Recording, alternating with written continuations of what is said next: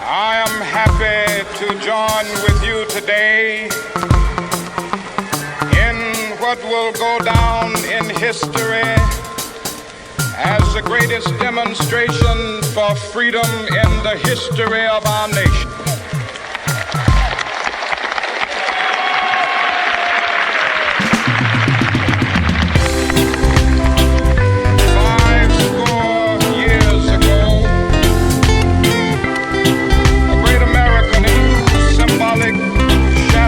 Stand today, signed the Emancipation Proclamation.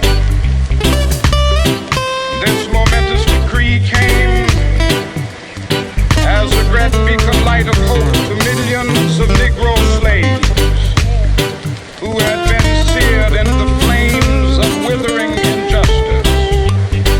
It came as a joyous daybreak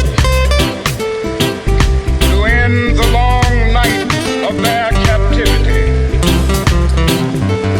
But 100 years later, the Negro still is not free. 100 years later,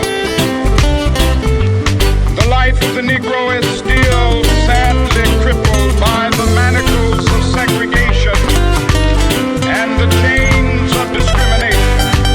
100 years later, the Negro lives on a lonely island of poverty in the midst of a vast ocean of material prosperity.